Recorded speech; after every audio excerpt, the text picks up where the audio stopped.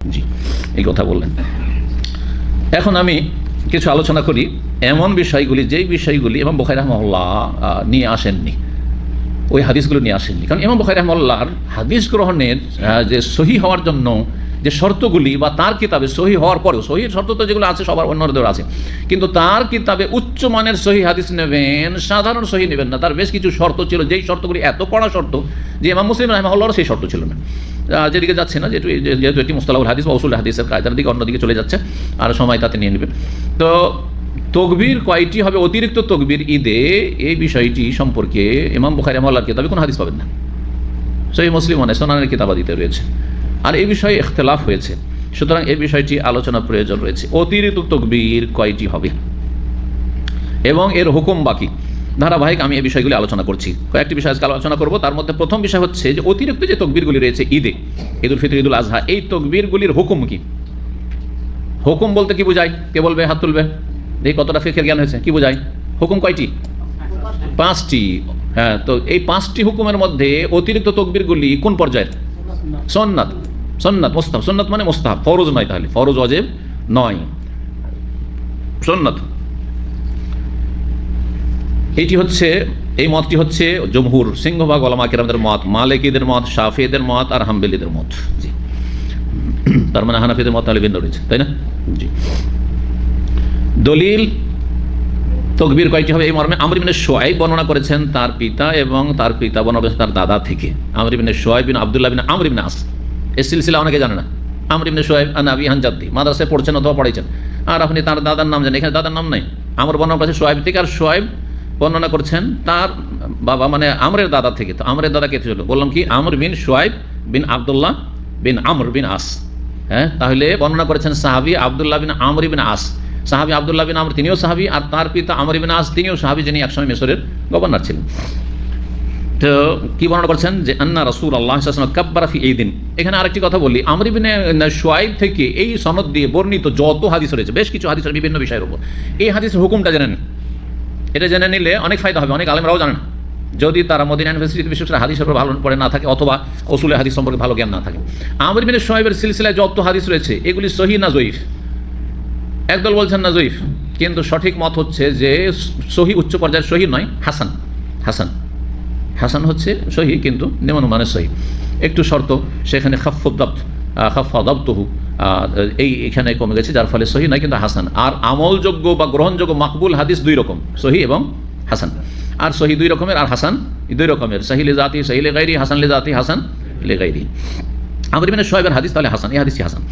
রাসূলুল্লাহ সাল্লাল্লাহু আলাইহি ওয়াসাল্লাম কি করেছেন? বলছেন কাব্বারা ফি ঈদিন, ঈদে তকবীর দিয়েছেন অতিরিক্ত তকবীর। কতটি? সিনতাই আশারাতা তাকবীরা, 12টি তকবীর।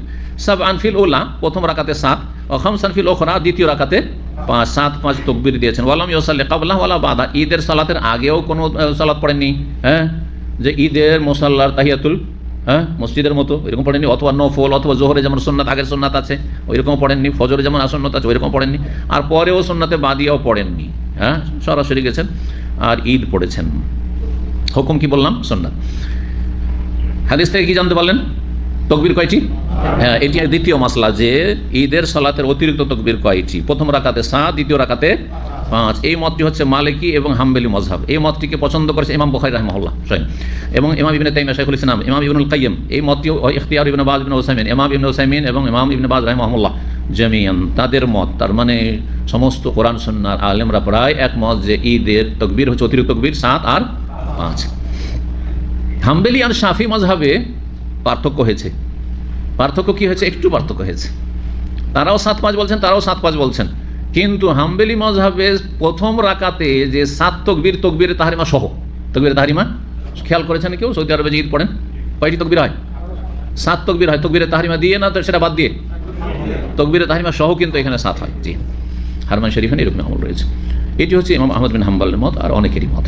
যে আর হাদিস এ দলিল এটি। কিন্তু পক্ষান্তরে শাফি মযহাবে প্রথম রাকাতে 7, কিন্তু তকবীরে তাহরিমা বাদ দিয়ে, তকবীরে তাহরিমা বাদ দিয়ে, তাহলে তকবীরে তাহরিমা সহ কয়টা হয়ে যাবে? 8টা। বলছে না, তকবীরে তাহরিমা তো তাহরিমা, ওটা তো ফরজ, রুকন। হ্যাঁ, আর বাকি অতিরিক্ত তকবীর হচ্ছে 7টি। হাদিস এটিকে দলিলে পেশ করেছেন। আহলে হাদিসরা কোন আমল করেন? যারা জন্মসূত্র আহলে হাদিস, তারা বেশি বলতে পারবে। কে আছে এখানে? বা আহলে হাদিস ঈদগাহে যারা নামাজ পড়েন বাংলাদেশে অথবা ইন্ডিয়াতে, কেউ আছেন এরকম বান্দা? কে? 7 5 12 প্রথম রাকাতে 7 তাকবীর তাহরিমা দিয়ে না বাদ দিয়ে? এই তাকবীর তাহরিমা দিয়ে না, ভুল বলছেন। হ্যাঁ, আর কারো জানা আছে? হ্যাঁ, নতুন আহলে হাদিস হইতে পারে, কারণ এখান থেকে আরব থেকে হয়ে গেছে, তো আরব যেটা হারামেন শারমেন দেখে গেছে হয়তো এটা আমল করছে। কিন্তু সাধারণত আহলে হাদিসরা যেটা আমল করে সেটা হচ্ছে শাফি মাযহাবের প্রভাবটা বেশি রয়েছে তাদের উপর। হ্যাঁ, তো তারা এই ইজতিহাদটাকে পছন্দ করেছেন যে 7 প্রথম রাকাতে অতিরিক্ত আর তাকবীর তাহরিমা আলাদা। কথা বোঝা গেছে? আর দ্বিতীয় রাকাতে যে 5 তাকবীর, যখন উঠছেন আপনি প্রথম রাকাত পড়ে তখন একটা তাকবীর দিচ্ছেন না, সেটা সহ না সেটা বাদ দিয়ে? সেটা বাদ দিয়ে সবার কাছে, ওটা হাম্বলি মালিকের কাছেও আর শাফির কাছে, ওইটা বাদ দিয়ে কয়টা? 5 তাকবীর। কিন্তু প্রথম রাকাতে শুধু ইখতিলাফ হয়েছে যে টোটাল 7 তাকবীর, তাকবীর তাহরিমা দিয়ে না তাকবীর তাহরিমা বাদ দিয়ে। বিষয়গুলো বুঝেছেন তো? আচ্ছা,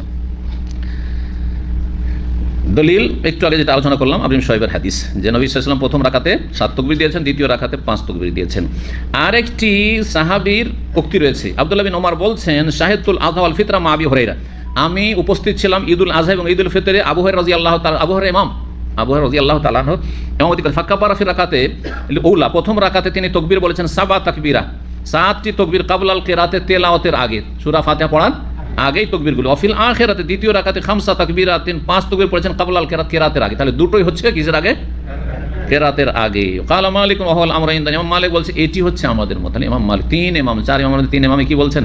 7টাই তকবীর হবে, আর শুধু শাফি আর হাম্বলি এইটুকু পার্থক্য রয়েছে যে তাকবীরে তাহরিমাটা ধরে 7 না, সেটা বাদ দিয়ে 7। তাকবীরে তাহরিমার ক্ষেত্র, তাকবীরে তাহরিমা কখন হবে? তাকবীরে তাহরিমা কোন সময় দেবেন? তাকবীরে তাহরিমার জায়গায় প্রথম তাকবীর তাহরিমা বলছি, অতিরিক্ত তাকবীরাতুজ জাওয়াদ, অতিরিক্ত তাকবীরগুলি প্রথম রাকাতে হবে কখন? সানা পড়বেন না আল্লাহু আকবার তাকবীরে তাহরিমা দেওয়ার সাথে সাথে? সঠিক মত হচ্ছে যে ইস্তিফতার দোয়া সানাটা পড়ে নেবেন। ইস্তিফতার দোয়া সেটা আল্লাহ বাইনি পড়েন আর সুবহানাকাই পড়েন, যেটা পড়ে নেবেন, আর তারপরে তখন অতিরিক্ত তাকবীর দেবেন। আল্লাহু আকবার তাকবীরে তাহরিমা, তারপরে সানা পড়ে নিলেন, আর তারপরে তখন অতিরিক্ত তাকবীর আল্লাহু আকবার এই করবেন। 2 তাকবীরের মাঝখানে কোনো জিকির আজকার আছে না? কোনো জিকির আজকার নেই। আর তারপরে তখন আউযুবিল্লাহ বিসমিল্লাহ বলে তারপর তখন সূরা ফাতিহা পড়ে তাকবীরগুলি শেষ করে নিয়ে। এই মতটি হচ্ছে অধিকাংশ আইম্মা কেরামদের মত, মালিকি, শাফি, হানাবেলার মত। জি, দলিল যেমন একটু আগে যে হাদিসটা বর্ণনা করলাম, যেটা আসার আব্দুল্লাহ বিন ওমর থেকে, যে আমি আবু হুরায়রার সাথে ঈদ পড়েছি, ঈদুল আযহা, ঈদুল ফিতর, প্রথম রাকাতে 7 তাকবীর দিয়েছেন কিরাতের আগে, কিরাত পরে, আর দ্বিতীয় রাকাতে 5 তাকবীর দিয়েছেন কিরাতের আগেই। আর একটি মাসলা, তাকবীর দেওয়ার সময় রাফুল ইয়াদান করবেন না করবেন না? রাফুল ইয়াদান বুঝেন তো? রাফুল ইয়াদান মানে কি? হাত উঠানো, হাত উঠানো। হাত উঠাবেন না উঠাবেন না? আপনারা কি করেন? হাত উঠান। এই বিষয়টি তো ইখতিলাফ রয়েছে, বিষয়ে ইখতিলাফ রয়েছে। অতিরিক্ত তকবীর, রাফুল ইয়াদান তো তকবীর তাহরিমা তো অবশ্যই করবেন, সবাই করে। প্রথম তকবীর যেটা তকবীর তাহরিমা সেটা তো করবেন, কিন্তু অতিরিক্ত যে 7 আর 5 তকবীর এগুলিতে হাত উঠানো মুস্তাহাব। এই মতটি হচ্ছে অধিকাংশ আইম্মা কেরামদের মত। এই মতটিতে হানাফিরা আবার একমত। কিন্তু হানাফিরা কি করে? রাফুল ইয়াদান করে না করে না? হাত উঠায়।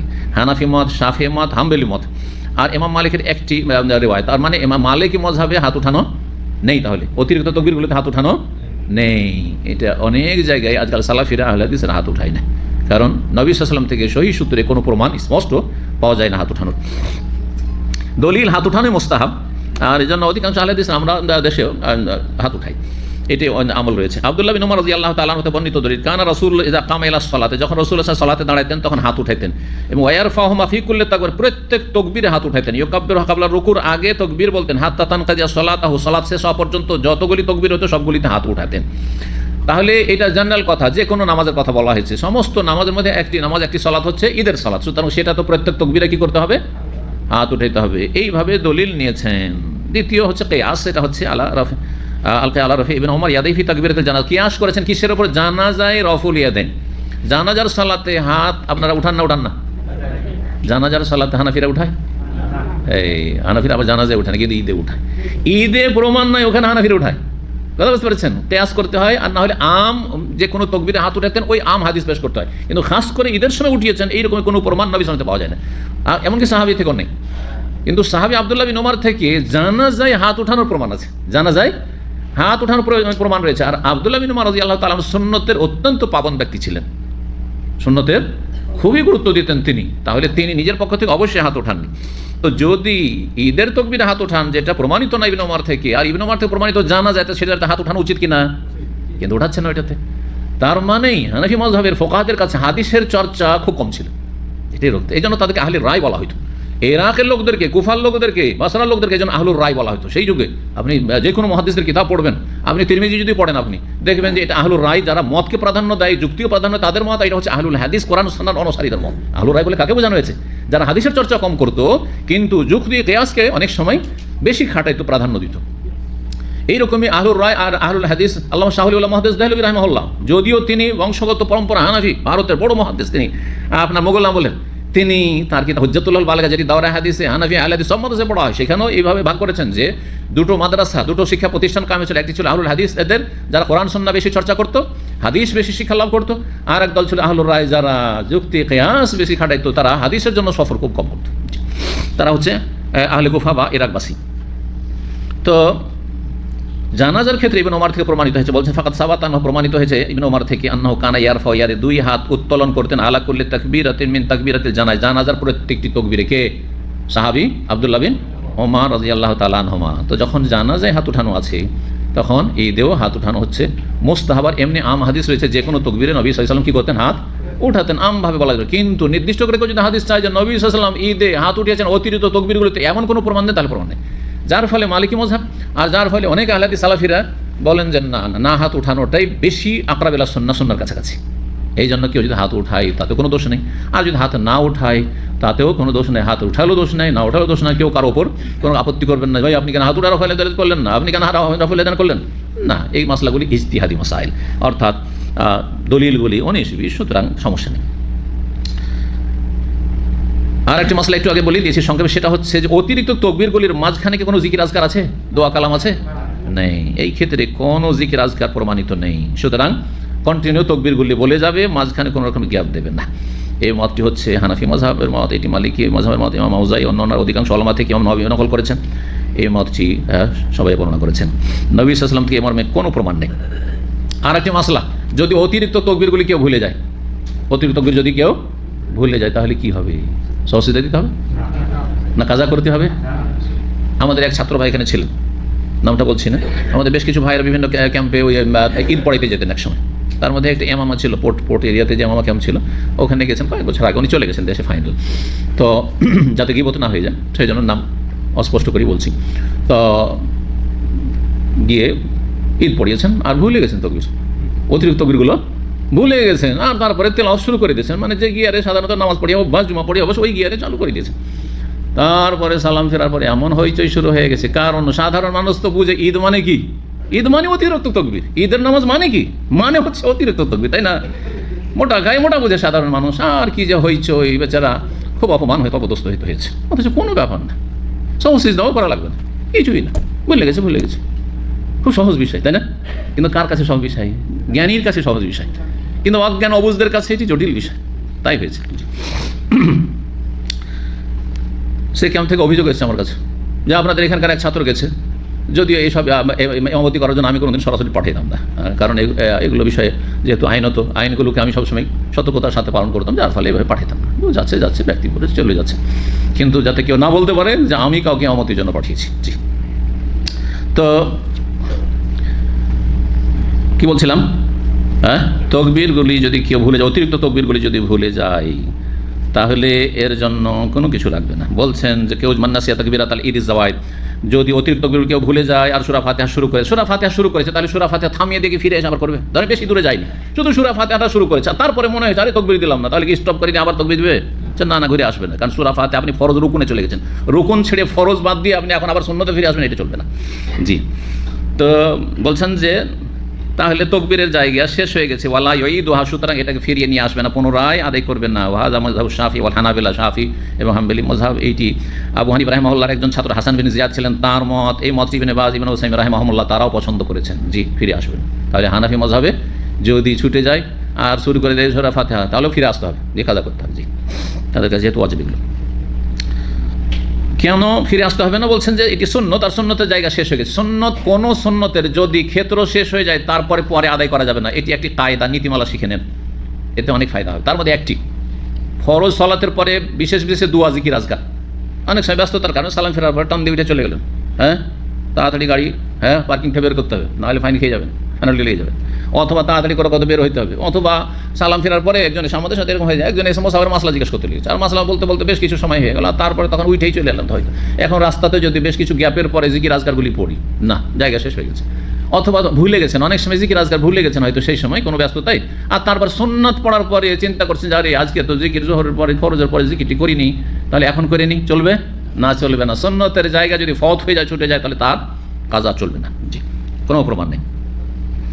যদি অতিরিক্ত তকবীর কেউ ভুলে যায় তাহলে সিজদা সহ দেবে না, লায়াসজুদুলি সহজা দেবে না, সে সিজদা সহ ইচ্ছা করে ছাড়লো নয় আর ভুল করে ছাড়লেও নয়। এটি হচ্ছে শাফি হাম্বলি মযহাব, আর এটি হচ্ছে মালিকি মযহাবের একটি প্রসিদ্ধ উক্তি, কারণ এটি হচ্ছে আউযুবিল্লাহর মতো অথবা সানার মতো। এগুলোতে সানা কেউ যদি ভুলে যায় অথবা আউযুবিল্লাহ বলতে ভুলে যায়, সরাসরি আলহামদু সূরা শুরু করে দিয়েছে, তাহলে এজন্য সিজদা সহ নেই। ঠিক তেমনই তকবীরগুলি যদি অতিরিক্ত ছুটে যায় তাহলে সহ সিজদা নেই।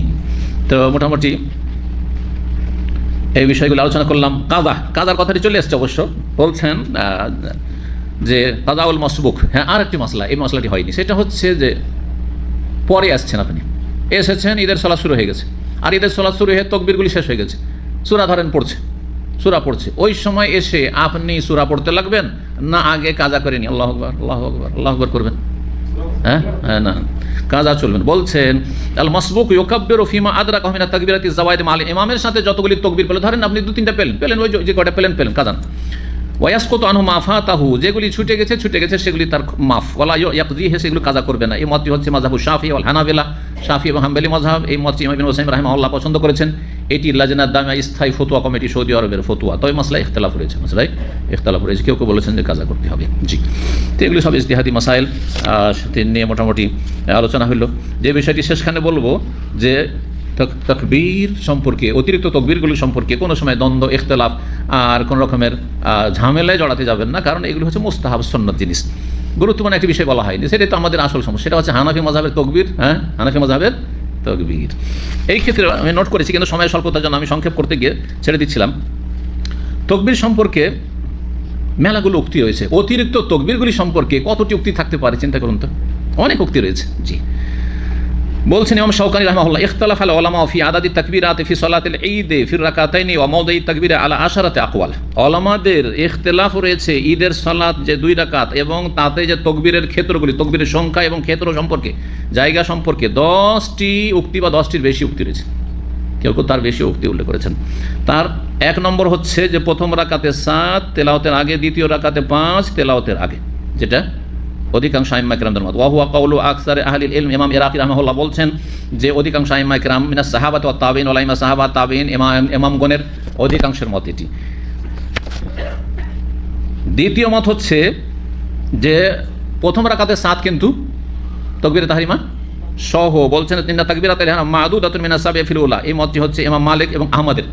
ইমাম মালিক আহমদ তাহলে 4 ইমামের মধ্যে বলছেন যে 7 তাকবীর প্রথম রাকাতে, 7 তাকবীরের মধ্যে তাকবীরে তাহরিমা আছে। শাফি মাযহাব হচ্ছে যে 7 তাকবীরে তাহরিমা বাদ দিয়ে, তো দুটো উক্তি হয়ে গেল। তাহলে তৃতীয় উক্তি শোনেন, তৃতীয় উক্তি হচ্ছে প্রথম রাকাতে 7 এবং দ্বিতীয় রাকাতেও 7। এটা শোনেননি তাই না? কারণ এর উপর আমলকারী সংখ্যা খুব কম। এই মতটি বর্ণিত হচ্ছে সাহাবী আনাস বিন মালিক থেকে, মুগীরা বিন শুবা থেকে, ইবনে আব্বাস থেকে, সাঈদ বিন মুসাইয়িব থেকে, ইমাম নাখঈ থেকে। নাখঈ কুফার ফকিহ ছিলেন। 4 নম্বর উক্তি, এটি হচ্ছে হানাফি মাযহাব। ফিল উলা, প্রথম রাকাতে 3 তাকবীর বাদা তাকবীরাতুল ইহরাম, কিরাতের আগে, প্রথম রাকাতে তেলাওয়াতের আগে তাকবীরে তাহরিমার পরে কয় তাকবীর? 3 তাকবীর। কোন কোন কিতাবে হানাফিদের পাবেন 4 তাকবীর, তার মানে তাকবীরে তাহরিমা সহ 4 তাকবীর।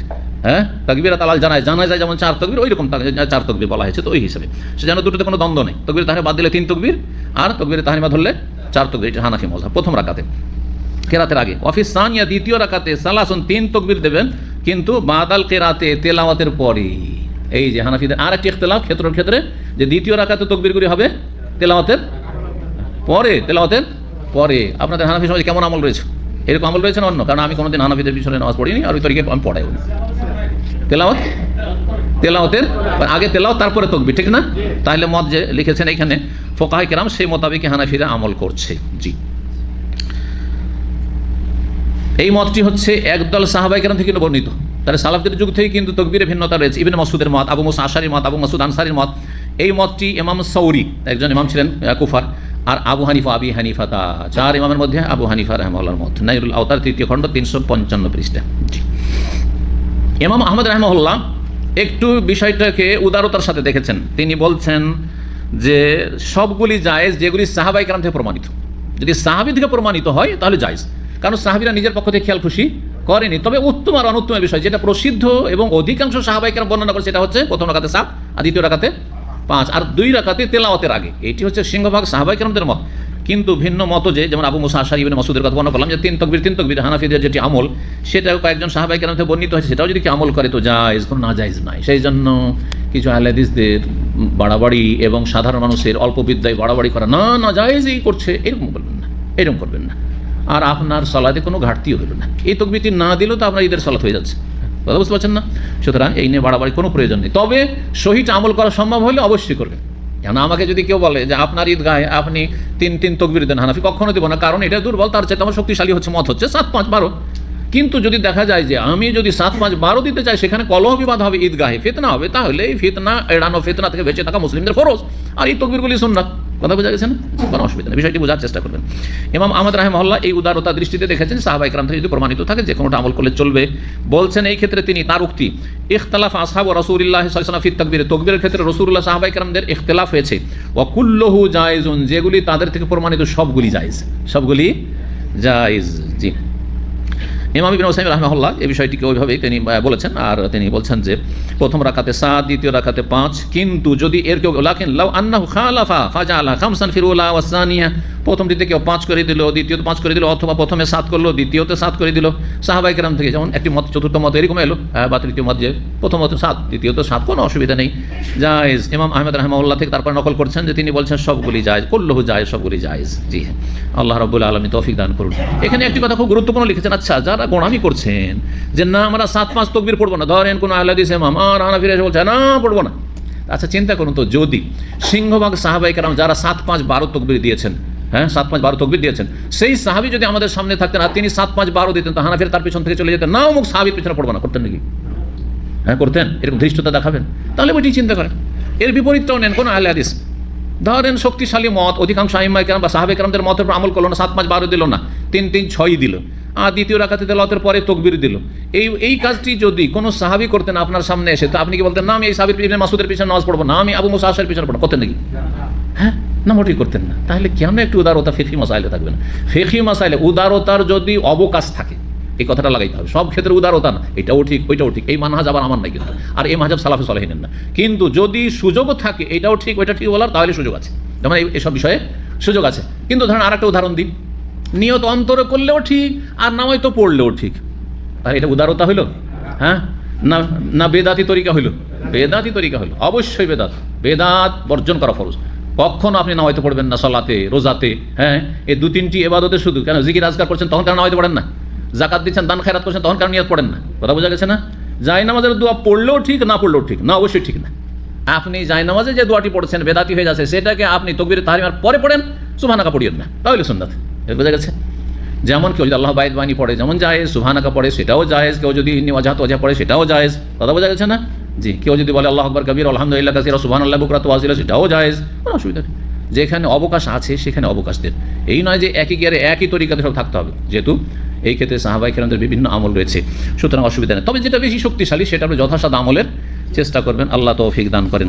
সময় অনেক হয়ে গেছে, আর আশা করি আপনারাও আপনাদের লোড বেশি হয়ে গেছে, সুতরাং আর এর বেশি লোড দিচ্ছি না। আর এতেই যথেষ্ট, একটি অধ্যায় শুধু আজকে হলো, ইনশাআল্লাহ তাআলা বাকি আমরা কমপ্লিট করার চেষ্টা করবো। আল্লাহ রাব্বুল আলামিন কবুল করেন, তৌফিক দান করেন। ওয়া জাযাকুমুল্লাহু খাইরান ওয়া সাল্লাল্লাহু আলা নবিয়িনা মুহাম্মদ ওয়া আলা আলিহি ওয়া সাহবিহি আজমাইন।